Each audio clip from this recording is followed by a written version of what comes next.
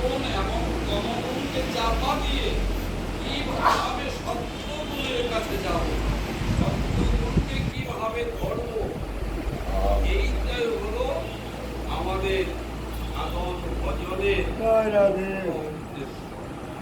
কিভাবে সত্যগুণকে ধরব। শ্রীমদ্ ভগবত গীতাতে আছে যে মামৈবাংশী জীবলোকে জীব ভূত সনাতন মনস্বস্ত্যাঙ্গিনী প্রকারভেদ আছে, সাধুর মাঝেও প্রকারভেদ আছে। সৎ সাধুর সঙ্গ হতে হবে, সৎসঙ্গ যাকে বলা হয়। হ্যাঁ, সৎ সাধুর সঙ্গ যদি করা যায় তাহলে কি হয়? গীতাতে বলা আছে সাধুরা কি কাজ করে, সাধুরা একত্র যদি বসে, দু চারজন সাধু যদি বসে, তাদের ফাংশনটা কি? এটা বলছে মচ্চিত্তা মদ্গতা প্রাণা উদয়ন্ত পরস্পরম কথায়ন্ত চং নিত্যং দৃশ্যন্ত চ রমন্তি চ। যারা আমার সাধু ভক্তজন নিয়ে আলোচনা করে, মচ্চিত্তা মদ্গতা প্রাণা উদয়ন্ত পরস্পরম, একে অপরের কাছে বিনিময় করে। আমি মনে করেন আপনি কিছুটা জানেন, আপনার উচিত আরেকজনকে জানানো। আপনি ভালো মন্দ উত্তম শ্রেষ্ঠ মাধ্যম হচ্ছে সৎ সাধুর সঙ্গ করা। কারণ ভগবানের কথা ছাড়া যদি অন্য কথা আলোচনা না হয় তাহলে তো আর খারাপ কিছু আসতেই পারে না, আসতে পারবে না, কখনোই আসতে পারবে না। এরপরে আছে বৈষ্ণব। বৈষ্ণবের তো আপনার গুণের কোনো শেষ নাই। সহজ বাংলা আমরা বলি বিষ্ণু জানাতি বৈষ্ণব। বিষ্ণু মানে কি? যিনি ভগবানকে একেবারে জেনেছেন। মানুষের ভিতরে কিন্তু আপনার বহুবিধ গুণ আছে। এর মাঝে ব্রাহ্মণ, ক্ষত্রিয়, বৈশ্য, শূদ্র চারটা সম্প্রদায় আছে। ব্রাহ্মণেরও কিছু গুণ আছে, সম, দম, তপ, ক্ষমা, শৌচ, সরলতা, জ্ঞান, এগুলো হলো ব্রাহ্মণের 9টা গুণ মাত্র। আর একজন বৈষ্ণবের 26টা গুণ আছে। 26টা গুণ তো কঠিন জীবন। আচরণ, গৌরাঙ্গ মহাপ্রভুর যে আচরণ, সেই আচরণ কিন্তু অর্থহীন আচরণ। প্রথমে আমরা রাতে কত আরামে ঘুমাই, আর তিনি কিভাবে ঘুমাইতেন জানেন? কলার গাছের মাঝে মানে ডগার মতো থাকে, এটাকে কেটে মাটিতে এইটাকে বিছানা করে তিনি সেবা মানে ঘুমাইতেন। গদাধর পণ্ডিতের খুব কষ্ট হয়েছিল এটা দেখে যে মহাপ্রভু এরকম একটা কলা পাতার মাঝে রাতের বেলায় ঘুমিয়ে থাকে, কত কষ্ট হচ্ছে। শেষ অবধি তিনি অনেক কষ্টে রাজি করে